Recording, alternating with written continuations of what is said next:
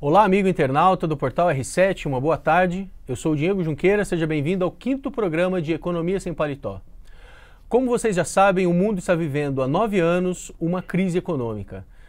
Ela afetou bastante na Europa, mas também se alastrou pelo mundo inteiro e chegou ao Brasil. Cada país aplicou um modelo de mudanças econômicas para poder resolver o problema da crise. Hoje nós vamos analisar essas mudanças e entender o que o Brasil está fazendo. Para isso, eu convido vocês para ouvir o comentarista Richard Rittemani. Tudo bom, Richard? Tudo bem, Diego? Boa tarde, tudo bem. Boa tarde. Richard, primeira pergunta que eu quero fazer para você. Quando que a gente precisa aplicar um modelo de austeridade econômica, né? Desde que a crise começou a tomar conta das discussões, a gente ouve falar muito da austeridade. Afinal, o que é austeridade, né? As pessoas têm muito medo da austeridade já antes de conhecer. O que significa austeridade? A austeridade é o termo para a gente falar o famoso ajuste fiscal. Ninguém quer fazer austeridade, que é o quê? Colocar as contas em dia, mas em algum momento os governos precisam. Por quê? Em algum momento esses governos gastaram muito mais do que arrecadaram, foram se endividando, a dívida do país começou a crescer de forma brutal e aí começa a gerar incertezas, as pessoas começam a desconfiar se esse país ele tem capacidade de honrar os compromissos futuros, as pessoas deixam de investir, de consumir, que o país começa a entrar em crise, então ele tem que colocar as contas em ordem. Então o gasto excessivo é uma das justificativas de se aplicar um modelo de austeridade, é isso? Isso, em algum momento anterior, esse governo ele gastou muito e gastou demais, a economia ela não correspondeu e as contas públicas fugiram do controle e o endividamento entrou numa trajetória explosiva. Mas então austeridade para mim é aumentar imposto e cortar gasto, é isso? Não, esse é um grande equívoco que você tem tipos e tipos de austeridade. Tem uma forma de austeridade muito ruim que vai levar o país a uma recessão brutal e você tem uma austeridade que ela é um pouco mais amena, mas certo. A gente não pode enganar nossos internautas. Então vamos mostrar para eles do que a gente está falando. Robert, por favor, coloca para a gente aqui a primeira cartela da austeridade tipo 1. Isso. A gente está chamando aqui de austeridade tipo 1. É importante dizer para os internautas, por favor, mandem as perguntas para a gente, tá? Mandem seus comentários. Se você tiver uma dúvida com relação à crise econômica, austeridade, escreva para a gente que a gente lê a sua pergunta aqui no ar. E todos esses gráficos depois a gente vai subir numa matéria e vocês podem conferir. Então, são 3 tipos de austeridade. Austeridade tipo 1, austeridade ruim. O que você quer dizer com isso? Isso, essa normalmente é uma austeridade errada e infelizmente é até pregada pelo FMI, o Fundo Monetário Internacional, e também a primeira-ministra da Alemanha, Angela Merkel, que é o quê? É uma austeridade que fala, olha, para você colocar suas contas em ordem, corte seus gastos e aumente impostos. Então fala para aumentar o imposto e cortar os gastos. A gente tem aqui, né? A Grécia aplicou isso, a Espanha e Portugal. Quer dizer, os 3 países símbolos da crise econômica na Europa aplicaram esse tipo de austeridade, então. Isso. O que você provoca? Você provoca uma grande recessão e desemprego nesse tipo de austeridade. Ou seja, você derruba a economia ou simplesmente para você colocar as contas em ordem, você aumenta os impostos e derruba os gastos ou mantém os gastos naquele patamar. Então, assim, esse é o pior tipo, é uma austeridade errada. Tá certo. Vamos explicar para o internauta que a gente vai, nesse programa, mostrar por que o aumento de impostos e o aumento de gastos derruba a economia, né? Vamos para o tipo 2 de austeridade. Isso, é a correta. Qual que é a forma mais correta, a melhor forma de você colocar as contas em ordem? É você cortar gastos e reduzir impostos, ou no mínimo manter impostos. Então nada de aumento de impostos e você vai cortar gastos, aí você vai provocar uma recessão branda, que aí o país ele começa a entrar numa rota de crescimento. Então essa é a austeridade correta. Isso, é a forma correta de fazer. Mas ela também causa recessão? Qualquer tipo de austeridade vai causar uma recessão branda.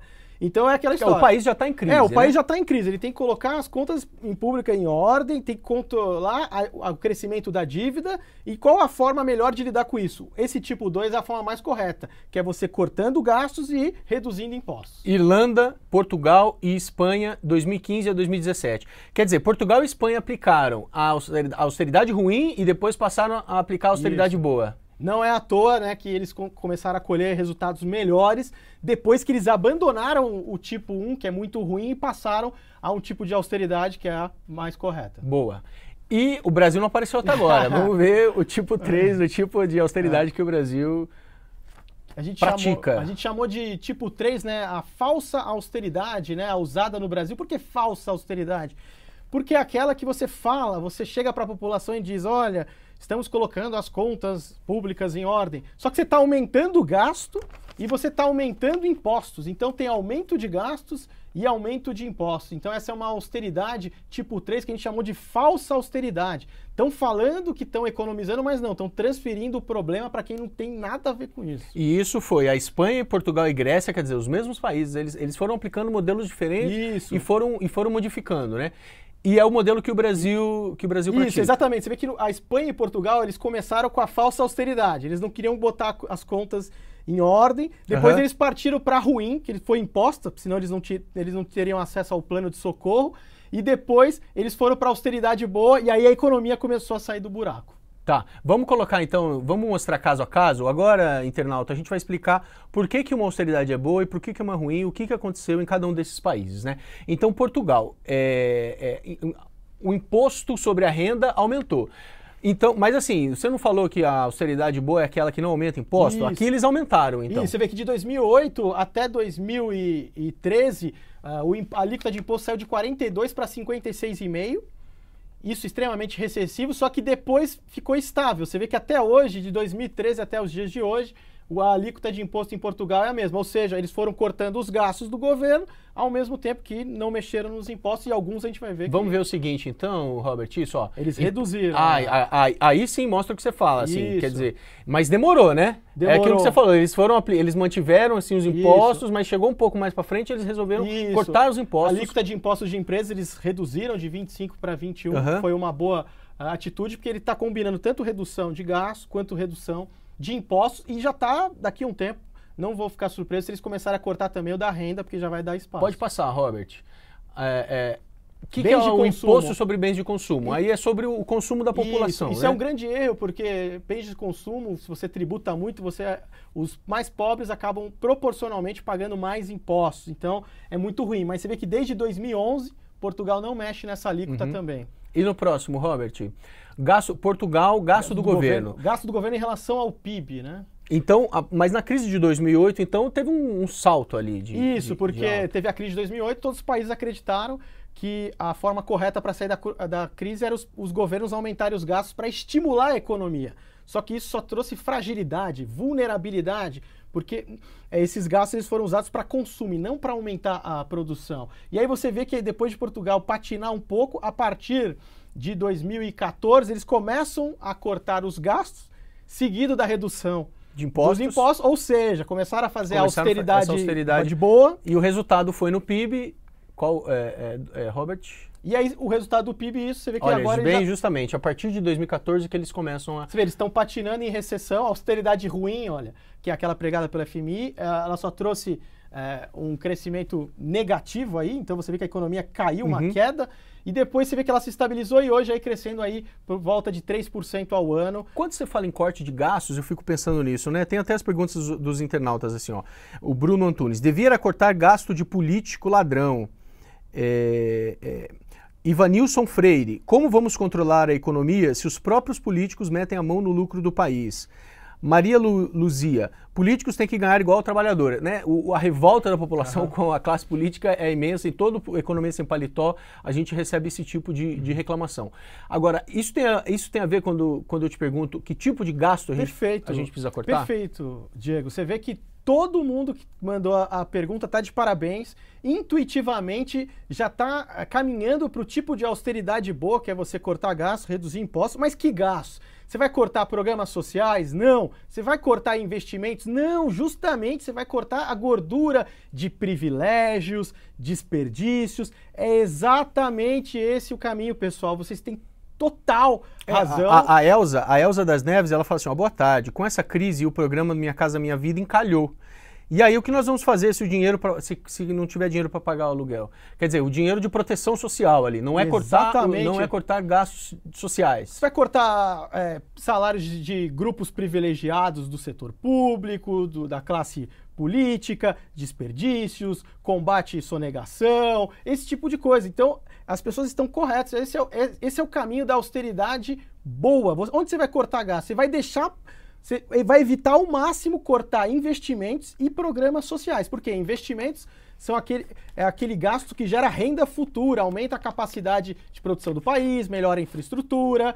Então, esse é o caminho mesmo. Então, eu estou até impressionado que as pessoas estão muito boas. Então, Portugal ele é um bom exemplo para a gente entender de um país que aplicou uma austeridade negativa, ruim, que causou danos, e que depois uma austeridade... Isso. Ele foi de uma falsa para uma ruim e agora ele está caminhando para um... Ele aplicou as três tipos. As três. E a Irlanda?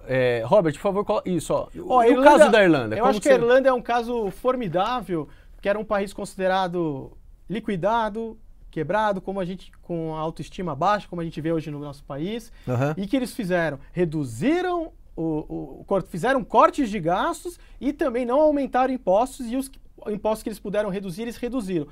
O que aconteceu? A economia, isso aqui, as barras em amarelo, as barras é o crescimento do PIB. Você vê que o PIB saiu aí de um crescimento medíocre para crescer mais 7% ao ano. É uma das economias que mais crescem no planeta, mas tem também um pulo do gato para a Irlanda que diferencia ela de qualquer outro país. Qual que é o quê? Além de fazer o programa de austeridade, a Irlanda procurou diversificar a sua produção, ou seja, ela formou alianças entre governo, pessoas e empresas para produzir produtos e serviços de alto valor agregado, diversificou a economia, industrializou. E com isso começou a criar postos de trabalho que pagam elevados salários. Então, além de colocar as contas em ordem, ela estrategicamente partiu para aumentar a complexidade da economia, como a gente mostrou os efeitos disso no programa 1, né? Que a gente fez sobre complexidade. Todo mundo pode entrar no YouTube do R7 e consegue assistir todos os outros programas do Economia Sem Paletó. Essa variação do PIB aqui, ela indica, isso aqui já estava no processo de complexidade da economia irlandesa? É uma variação normal? As primeiras sementes sendo plantadas entre 2012 e 2013, e agora eles estão colhendo aí os frutos aí a partir, você vê que vai até 2015, só 2016, 2017. Então imagina, Diego, eles estão crescendo quase que num ritmo chinês aí já há 4, 5 anos. Então o Brasil tinha que se espelhar, por isso, pessoal, quando vocês ouvirem esse papo aí, vamos aumentar impostos. Não, tem que reduzir gastos, e que gastos? De privilégios, de desperdício, e reduzir impostos. Vamos chegar no caso do Brasil, a gente vai mostrar a Grécia. Diferente de Portugal e Irlanda, então, como é que você classifica a Grécia no geral? Rapidinho, assim. A Grécia, ela partiu também para a falsa austeridade, teve aquele problema em 2004 da Olimpíada, que originalmente ia custar 1 bilhão de euros. Dizem, até hoje, 10 anos depois, nem sabem o custo disso. Alguns dizem que foi 27 bilhões de euros. Isso na Olimpíada de 2004, né? Quer dizer, ela veio sofrendo... Você vê, a Grécia, ela chega a reduzir impostos em 2011, 2012, só que por pressão da Troika, que é formada pelo Banco Central Europeu, FMI e União Europeia, subiu de 20% para 29% imposto sobre as empresas. A Troika, explica para o nosso internauta o que é a Troika na Grécia. A Troika na Grécia funciona da seguinte forma: a Grécia, ela tem a dívida em euros, ela não imprime euros. Então ela não tinha mais como pagar a própria dívida. Então ela tinha que fazer um plano de resgate, um plano de socorro. E a Troika, que é formada pelo Banco Central Europeu, pelo FMI, Fundo Monetário Internacional, e a União Europeia se reuniram, formaram essa Troika e falaram: Grécia, a gente te empresta a grana, só que você vai ter que cumprir algumas condições. Quais são elas? A austeridade ruim, aumentar impostos e cortar gastos. Isso no caso da Grécia. Mas a Grécia, então, ela ficou muito presa na mão do FMI. Por que a Grécia não conseguiu ter uma independência como Irlanda e Portugal, né? Quer dizer, ela foi obrigada a aumentar impostos, né? Para receber o dinheiro de socorro. Ou ela partiria para uma situação de calote que seria muito pior, sairia totalmente aí... Mas a situação dela era pior do que a dos outros países? Era pior porque ali exageraram mesmo nos gastos, no descontrole, mas pegaram pesado também com a Grécia porque... queriam que ela servisse de exemplo, sabe? Assim, se a gente socorrer a Grécia, todos os países vão ficar pedindo socorro pra gente, então vamos endurecer. A Merkel falava, como é que eu vou justificar pro alemão que os impostos dele estão indo para o socorro da Grécia. Aí eu falaria, olha, o alemão tem que agradecer, porque graças à Grécia pertencer à zona do euro, o euro é uma moeda mais desvalorizada. Pelo euro ser uma moeda mais desvalorizada com a presença da Grécia, torna os produtos alemães mais baratos. Então você vê que a Alemanha, ela se beneficia muito da zona do euro. Mas então a Grécia, quer dizer, a gente viu que ela foi obrigada a aumentar impostos, né, para receber o dinheiro da ajuda financeira, né, da zona do euro e do FMI. Ela aumenta os gastos com relação ao PIB, né? Olha que interessante esse gráfico. A Grécia entrou na zona do euro a partir de 2001. Quando ela entra na zona do euro, ela tem uma estabilidade e ela consegue pegar dinheiro emprestado a juros muito próximos ao que o governo alemão conseguia.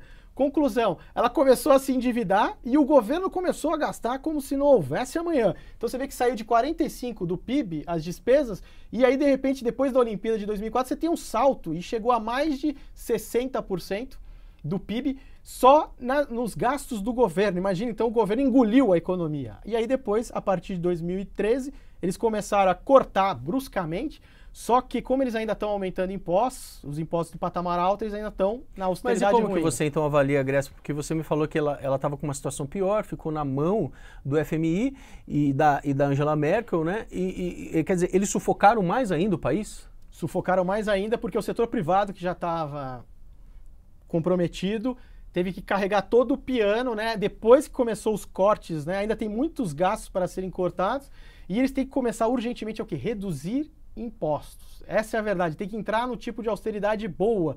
E também a Grécia tem a ambição de diversificar a sua produção, porque a Grécia parou de produzir praticamente, ela só estava vivendo de comprar produtos dos parceiros, principalmente produtos alemães. Então, e a base do quê? De dívida. Então, quando a população fala, tem que parar, a população brasileira tem que cortar imposto, a gente paga muito imposto, a população está certa, então, nesse sentido. Sim, qual que é o melhor caminho para as pessoas entenderem? Um país, se ele quer gastar, o que ele faz primeiro? Ele produz, ele vende a produção dele e recebe renda. Com a renda ele consegue gastar. Ótimo, maravilha, é sustentável. Agora imagine uma situação que um país pega dinheiro emprestado e consome, ou seja, ele está consumindo via endividamento, sem ter uma renda.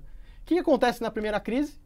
Ele está endividado, ele quebra. Mas qual que é a diferença de você aumentar ou baixar impostos, assim, no sentido da responsabilidade do governo, né? Quando ele fala para a população assim, eu estou aumentando imposto ou eu estou baixando imposto, que efeito que é esse? Excelente pergunta. Quando o governo está cortando gastos e reduzindo impostos, ele está simplesmente falando, eu criei o problema, eu gastei mais do que deveria, não estou entregando aquilo que a sociedade quer e eu estou cortando na minha carne, eu governo. Então eu estou cortando o meu consumo aqui, eu estou fazendo o meu ajuste. Quando o governo faz o contrário, ele aumenta impostos, ele está transferindo a conta para a sociedade. E falando, olha, eu causei o problema, mas é vocês que vão ter que ainda me salvar dessa. Agora, esse gráfico do Financial Times, né? Isso. Da revista britânica. O que ele está mostrando para a gente? Ele está mostrando o PIB grego, né? Você vê aí só quedas e os resgates. Primeiro resgate, segundo resgate não adiantou nada, o PIB continuou caindo. Esboçou o resgate é uma injeção de dinheiro na economia. Isso, para pagar os credores, né, da dívida. Um pequeno respiro e aí terceiro resgate de novo e agora de volta à recessão desde 2013, ou seja, a Grécia aí já está nesses 9 anos, os gregos comendo pão que o diabo amassou. Mas eles conseguem aplicar a boa austeridade, Richard? Conseguem. Seria possível? Teria que negociar, né, com a Troika, né, o resgate. Já assinou o resgate? Né? Mas eu acredito que sempre é possível. É o caminho. Não, é o caminho, é só você sentar e falar, olha, essa é a austeridade boa, né? Então... A Regina Matazo, por favor, internauta, mandem as perguntas pra gente, tá? A gente lê aqui no ar, a gente está recebendo bastante pergunta. A Regina Matazo está perguntando uma coisa, Richard. O Brasil é a nova Grécia? Excelente pergunta. A gente tem, né, os gráficos pra gente mostrar. Vamos ver o que está acontecendo no Brasil. A primeira coisa que a gente vai diferenciar é que no caso da Grécia, a dívida grega é em euros e a Grécia não imprime euros, então ela já fica numa situação bem mais difícil, né? Até para fechar essa questão, a Grécia, se ela saísse da zona do euro, seria bom para ela? Num primeiro momento você teria uma turbulência, num segundo momento seria bom, porque a moeda grega que seria restabelecido dracma, ela seria extremamente desvalorizada. E os produtos ficariam mais baratos. Os produtos gregos seriam os mais baratos do planeta e fora o turismo, né? Todo mundo ia querer ir para lá. A Grécia ia ficar barata para visitar. Para visitar, então a economia já ia... olha a dica, olha a dica. Oportunidade. Pode passar para o próximo, Robert, por favor? Olha lá, o Brasil... Então, os gastos do Brasil também explosivos a partir de 2000... Quer dizer, o Brasil, então, já fez o que não é da austeridade boa, então, né? Você chamou de falsa austeridade, Isso, né? lembra que o ex-ministro Levy, né, falava que em 2015 que ele ia fazer o ajuste das contas, só que pelo contrário, né, ali naquele ano as despesas de 2014 para 2015 subiram 2% acima da inflação. E você ainda teve uma série de aumentos de impostos. Lembra, pessoal? CID da gasolina, PIS, COFINS, aumentou a IOF para compra de moeda estrangeira, operações de crédito. Então, uma série de impostos picados, o IPI... Mas tem uma sensação de que eles estão cortando os gastos, assim, e não aumentando... Mas eles aumentaram muito os impostos, então. Porque esse gráfico em particular mostra a questão do gasto, né? O Brasil explodiu essa questão do gasto. É que o Brasil tem gastos né? obrigatórios por lei e eles vão crescendo numa velocidade muito maior que a própria inflação. E é difícil você desarmar isso. Por exemplo, previdência, subsídios, que você tem a diversos setores do país, então esses são gastos obrigatórios. E só para explicar para o internauta que esse gráfico é o gasto com relação ao PIB. Então a porcentagem dele vai aumentar mesmo, é mais fácil de aumentar já que o PIB do Brasil está caindo, né? Isso, mas ele é uma métrica correta para mostrar o tamanho do gasto em relação ao que está sendo produzido no país. Mas mesmo assim, o Brasil está gastando mais. Isso. Por esses, quer dizer, aumentou todos esses impostos que você listou agora e está gastando mais por essas exigências, também por causa dessas exigências. Mas respondendo à internauta, o Brasil ele não vira a Grécia por um primeiro motivo, né? A nossa dívida é em reais, então é moeda local.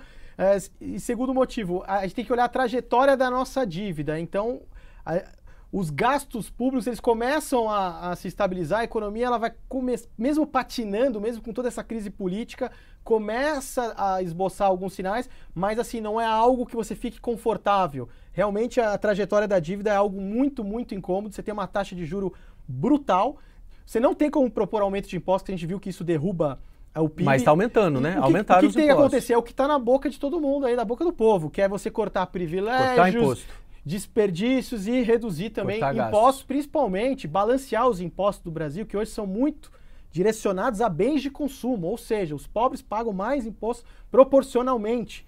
O Richard, o Bruno Antunes aqui no nosso Facebook, ele está perguntando o seguinte, ó, ele mandou duas perguntas. Por que os socialistas e os comunistas têm tanto medo do capitalismo, né? A outra é, por que temos belos exemplos de países capitalistas tão bem evoluídos? Não faz sentido.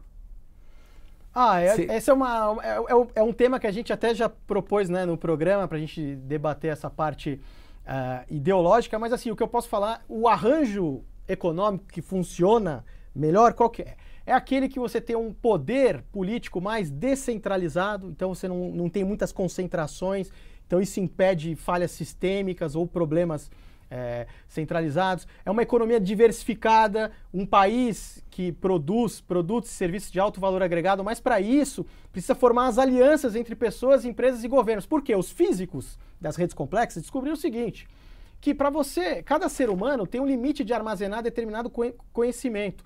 Para você extrair cobre, você precisa de tanto de conhecimento. Então poucas pessoas ali, não é uma coisa tão sofisticada. Agora, para fabricar um avião, fabricar um computador, um smartphone, você precisa de muito conhecimento. Então você é obrigado a formar uma rede de pessoas que juntas, de forma coletiva, detêm aquele conhecimento. Então, pessoal, a eficiência produtiva ela vem da coletividade, não é individual a produtividade. Isso, a gente falou bastante no programa número 1, né? Um sistema produtivo coletivo, sim. Não mentes individuais geniais, mas uma mente coletiva genial. E para isso a gente precisa formar aliança entre as pessoas. Né? E agora, então, o Brasil aumentou impostos, aumentou gastos, o que aconteceu? A gente, olha lá, o PIB caiu também. O PIB foi derrubado por N motivos. Por outros motivos. Mas dentre esses motivos também contribuiu. Então a gente pode dizer que a gente aplicou uma austeridade ruim. A nossa falsa austeridade não é boa. Totalmente. A gente aplicou a falsa austeridade. A gente não aplicou austeridade alguma. E a gente ainda está nesse modelo de austeridade? Então, com o teto dos gastos, você estabiliza as despesas do governo, mas é aquela história. Tem gordura para cortar? Sempre tem. Dá para cortar os gastos. Tem subsídios a setores que estão sendo protegidos que dá para cortar, privilégios do setor público, privilégios de classe política. Mas quando você corta o subsídio, você está aumentando o imposto, né? Você vai ficar mais caro para o setor produtivo, né? Mas aí você tem que ajustar, por exemplo, a taxa de câmbio para você abrir o país para concorrência. Então, o grande segredo é esse, ter uma competição saudável dentro do país, que as pessoas sintam que é possível você ter uma mobilidade social, que as cartas não estão marcadas, não é só porque eu sou amigo de fulano ou ciclano, eu faço lobby que eu vou conseguir abrir o meu negócio. Não, se você tem tem a capacidade de estar servindo, ofertando os melhores produtos e serviços, que é o que interessa, no capitalismo saudável seria assim, que aí você vai ser remunerado e as coisas vão andando. Então a pergunta inicial, a falsa austeridade, aumento de gastos, aumento de impostos. E a gente tem um ponto de interrogação ali, Richard. A gente está justamente discutindo se vamos virar uma Grécia ou se vamos virar uma Irlanda? A gente está nesse momento no país? Exato. Perfeito. Acho que você simplificou. A frase é essa. Seremos amanhã uma Grécia ou uma Irlanda? Irlanda fez a austeridade boa, cortou impostos, cortou gastos e diversificou a economia. O Brasil, por enquanto, a gente está transitando aí da falsa austeridade para uma austeridade aí... Para mais ruim. A gente tem que ver corte de gastos e corte nos impostos e um plano de longo prazo estratégico de diversificar a nossa economia. Temos que ter ambição de ter a capacidade de produzir produtos e serviços de alto valor agregado, senão de como é que a gente vai gerar os postos de trabalho com altos salários? Nunca. Você teria coragem de apostar se o Brasil vira uma Irlanda ou se o Brasil vira uma Grécia? De como você avalia o atual cenário político econômico? Pela direção, né, o Brasil, ele, historicamente, quando ele parece que está na beira do precipício, ele dá 2 passos para trás, né, e não cai. Eu acho que, ainda mais com o apoio de todos, né, a sociedade está muito politizada, está cobrando, eu acho que a gente tem uma boa chance de caminhar para ser uma Irlanda. Isso. E agora vamos mostrar aquele gráfico. Pode colocar, Robert, por favor? Esse gráfico é bom. Para a gente finalizar e explicar qual é o efeito, o que esse gráfico está mostrando? Qual é o efeito do corte de gastos e do aumento de impostos no PIB, é isso? Isso, exatamente. De quem que é esse gráfico? Esse gráfico é dos amigos do Instituto Mercado Popular. Mais uma vez, agradecemos a eles. Eles pegaram um estudo do FMI que utilizou 15 países num horizonte de 30 anos. O FMI pegou os dados de 15 países que aplicaram a austeridade e foram avaliar o que cortar gasto, o que aumentar imposto provoca no PIB. Isso. Então o que acontece? Esse gráfico ele vai mostrar e comprovar de forma empírica, ou seja, com os dados, que quando você aumenta impostos, você derruba muito mais o PIB do que simplesmente cortar gastos. Então você vê que, por exemplo, no ano do ajuste, aumento de impostos equivalente a 1% do PIB, você vai lá e aumenta os impostos, você derrubou o PIB no ano do ajuste já em 0,6% em média. Um ano depois do ajuste, continuou caindo o PIB, menos 1,3%. 2 anos após o ajuste, menos 1,7%. A barrinha preta é o efeito do corte dos gastos, só você vê que é bem menor. Entendi. Então, cortar gastos, ele causa, como você falou, causa uma recessão. Ele tem um efeito negativo, mas ele se recupera. E o aumento de impostos, não. Ele derruba. Brutal, porque ele é aquilo. Em vez do governo cortar o seu gasto, ele fala para a população cortar o gasto dele. Isso, paga. Agora que você não tem você tem mais imposto para pagar, então você vai consumir menos. Isso, exato. Né? Corte o seu gasto. Corte o seu gasto. Eu, governo, não vou cortar meu gasto. Você, população, vai cortar. E o próximo gráfico, se tiver, seria o do desemprego, que aumenta. Vamos, qual que é? Olha lá. Olha lá, tá vendo? Agora é o mesmo efeito sobre o desemprego. Então derruba o PIB e aumenta o desemprego. Aumentar impostos. Então por isso, quando eu ouvi alguém falar de austeridade, te falar, olha, vamos aumentar os impostos, já... Ô Richard, o Tairone Ferreira está perguntando aqui, será que deveríamos estruturar o Mercosul? É aconselhável o Brasil sair do mesmo? Isso tem algum efeito sobre os nossos problemas internos aqui com relação à economia, à nossa crise econômica? Pô, excelente pergunta também, muito boa. Eu acho que o Brasil ele ficou muito tempo isolado, né, das grandes cadeias de produção do mundo, de acordos com os países. Está na hora de abrir mais a nossa economia com uma taxa de câmbio competitiva. Isso facilita reduzir as alíquotas e a gente se integrar às cadeias de produção mundial, ter acordos com todos os países. Afinal, o Brasil tem potencial para produzir tudo, né? Só que a gente tem que diversificar a nossa economia, sair desses produtos básicos, e o Mercosul também é um grande parceiro, como também a Europa, Estados Unidos, Ásia. A gente tem que entrar nos grandes produtores mundiais, tem que se integrar, formar as alianças, que nem a gente vai formar as alianças dentro do país para atingir a complexidade, a gente tem que formar as alianças com os outros países também, então o caminho é esse mesmo. Ô Richard, o Fábio Servoni, que é editor de internacional da R7, agradecemos a audiência do Fábio Servoni, ele pergunta aqui, como congelando os investimentos em educação afeta a recuperação brasileira? Você falou do teto de gastos, né? Isso. Que vai congelar o gasto, quer dizer, o gasto ele vai ser flexível, né? Na verdade, você tem um piso, né? Nessa legislação do teto de gastos, você tem um piso para saúde e educação, né? E aí ela vai sendo remunerada, ela vai ser... A gente vai ver como vai funcionar. Isso, ela vai ser atualizada pela... Teoricamente, ela pode ficar congelada se ela for só reajustada, né, pela inflação. Mas essa é uma pergunta excelente, que a gente pode fazer até um debate no programa, que é o seguinte: que educação que funciona mais? A educação superior, básica, a básica. O Brasil precisa melhorar muito a nossa educação de base, sabe? A base da educação ser melhorada, o cara saber ler, escrever, interpretar texto. Para esse tipo de cadeia de produção complexa, é o que interessa. Tanto que fala que o brasileiro ele é improdutivo, é ineficiente, só que você pega esse mesmo brasileiro, insere ele num sistema coletivo eficiente como a Alemanha, Japão, em algumas semanas ele está produzindo como o alemão, como o japonês. Por quê? Porque é o sistema coletivo que interessa.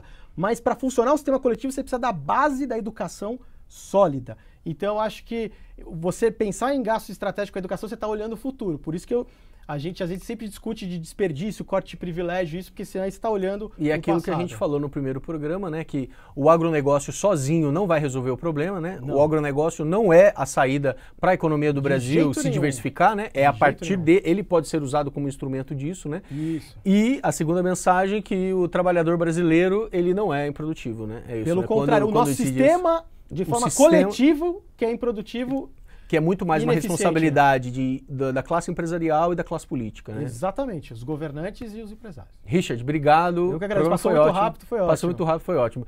Obrigado, gente. Segunda-feira que vem o nosso programa será às 11h30 da manhã, excepcionalmente, tá certo? Agora nosso programa é semanal, segunda que vem, 11h30 da manhã e na outra segunda, às 3 da tarde. Obrigado, tchau, tchau. Um abraço aí para todo mundo.